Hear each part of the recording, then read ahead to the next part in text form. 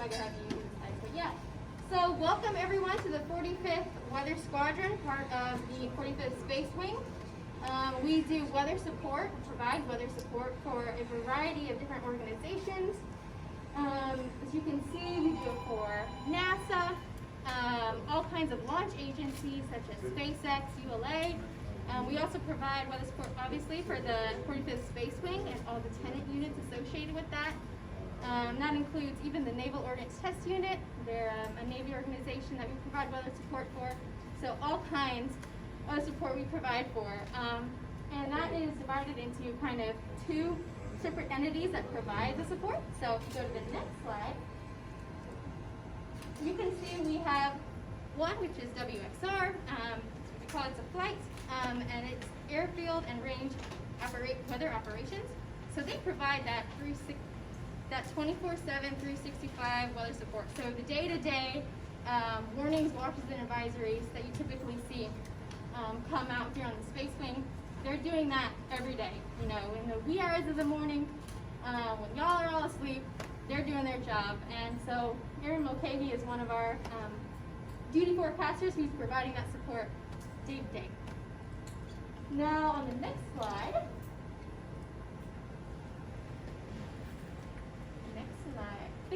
so this is the space lift. This is our space lift flight. So basically this flight provides support for all of our launch agencies. This is for launch, so basically all phases of the launch. So we've got the generation, execution, and recovery phases of launch that we provide support for.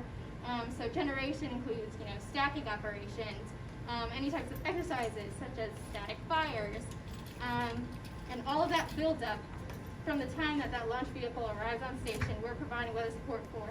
And then execution, of course, day of launch. That's the fun stuff, that's the countdown, and then it all culminates to that climactic moment where we make that go, no-go call as a weather team. And then the recovery phase, so not to forget the recovery phase, we also provide support for that. Some of our launch agencies, like SpaceX, they do recover their first stage or parts of their vehicle, and we provide support for that because they send a barge out typically to the ocean and recover those parts. And they need to know, you know, sea surface conditions and all that. So that's all the good stuff. And finally, if you go to the next slide, you can see this flight. They don't have quite as sexy of a job, but they do provide good support. And this is the tactics, training, technology integration. Basically, they manage all of our weather systems. So we are very unique weather squadron because we have 10 very unique super systems that we utilize day to day and during launch ops, and it's because our mission is so unique. We do that launch stuff. So yeah, we have them. They help maintain those systems, and yeah, they provide good support for us so that we can do our job day of launch. But that's kind of the spiel of the 45th Weather Squadron as a whole. Now, why you guys are here and what's so exciting to us, we're so excited, is because this is the first ever time where on the Eastern Range we have an all-female launch weather team, and my team is all here. So I'll go down the line. You can explain your name and then what you do. Great. Good morning, everybody. My name is Arlena Moses. I am the lead launch weather officer for this mission. In summary, that means that I am this person responsible, the point of contact for everybody here on the launch weather team, to talking to both the people managing our range, so the people doing the operations, also talking to our launch customer, in this case it's SpaceX, relaying all the weather decisions we make as a team to them. So we're speaking as one voice out to the range. I'm also responsible for doing the lead-up forecast.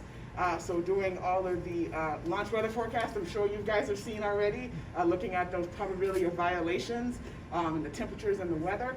Also doing the forecast for any of those previous operations, such as if we had a static fire, when they're moving the vehicles, even when it arrives here on station, and then also afterwards with all the recovery operations that SpaceX does out on their recovery drone ships. So that's my job for the launch weather team, or anybody who's serving as the lead launch weather officer in this case. And then also next to us, we have... Hi everyone, my name is Melody Levin for this mission, I will be the reconnaissance LWO. So basically what that means is if Arlena tells me that we need to look into some cloud cover that may potentially be giving us a lightning comet criteria violation, and we're trying to maybe see if we can get out of some of that criteria because the radar sometimes overfills the beam and tells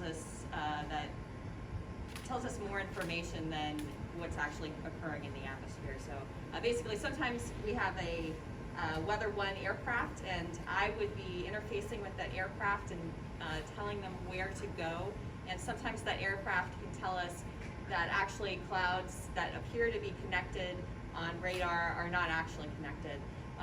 Sometimes we can just see more information with the aircraft, and sometimes that makes us go in account when normally we would be no-go. So we don't always use the aircraft.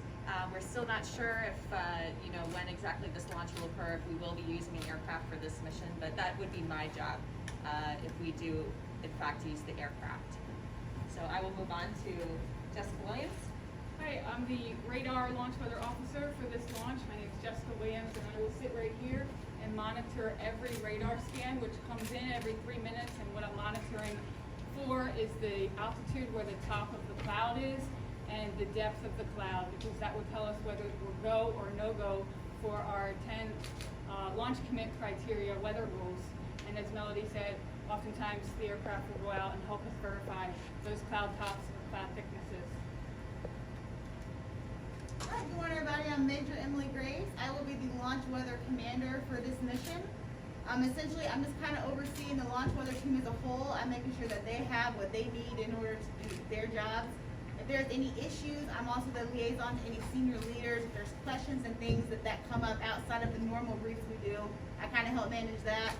And then another key role is if we do violate a rule and we are no-go for a rule, if our team wants to go back to go, I just help make the final call on that.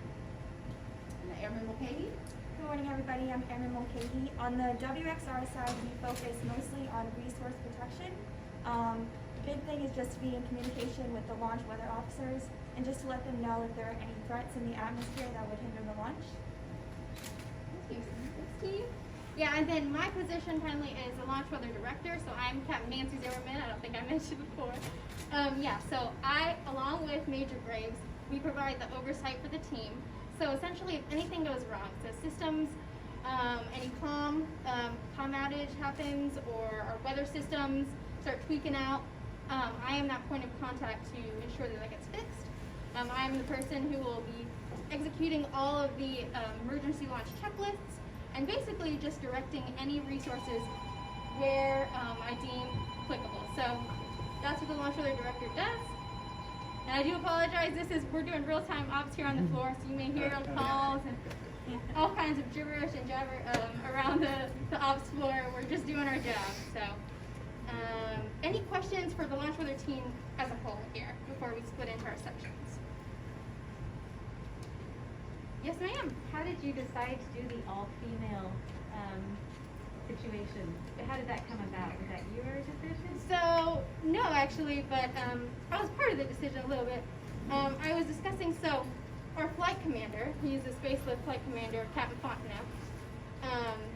He basically looked at this launch upcoming, and I think he put together the crew and was like, wow, all of these launch weather officers and all of these personnel are female. Wouldn't this make a great story? And I was like, yes.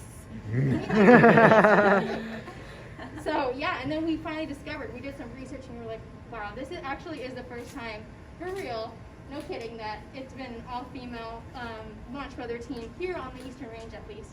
Possibly even on the Western Range, but don't quote me on that. But yeah, so yeah, that's how it came about, and we're super excited for that. And why is it that this is then the first time that it's an all-female weather squadron? I mean, were there just not that many females working in the weather squadron before? Correct. So one of the key reasons for that is because, essentially in the 2000s, so typically we have, I forgot to mention this, a lot of our launch weather officers, or at least our permanent launch weather officers, those who have who lead programs such as Arlena, Melody, and Jess, they all lead programs, so those are all designated for civilian positions. Well, the first actual female civilian position for launch weather that we had was, I don't know if you know the name or not, but Miss Kathy Rice, formerly Kathy Winters. And she was the launch weather officer for NASA for the longest time, and she did all the weather support for all the shuttle era launches. And she was the only one for the longest time. And then not up until maybe a couple of years ago, we had a mass changeover of launch weather officers. Just, for them going to other positions and other locations. And we acquired 3 incredible, amazing, female launch weather officers. And, it wasn't, we didn't go and select them because they were female. Their credentials were outstanding, so that's why we selected them. Actually, all of which, you guys are all from the National Weather Service as well. So they come in with a bunch of forecasting experience and knowledge. And it just so happened, that's how we kind of buffed up our civilian female crew. And then in addition to that, turns out we also have, active duty personnel who also take place in the team. And just so happens we have our assistant operations officer is Major Graves, female, and then duty forecaster, female, and then myself, female. And then we also have our new director of operations officer is in fact also female. So we're excited for her to be joining the team as well. So it's just on the up and up from here. We're going to go ahead and break up into groups because we're going to be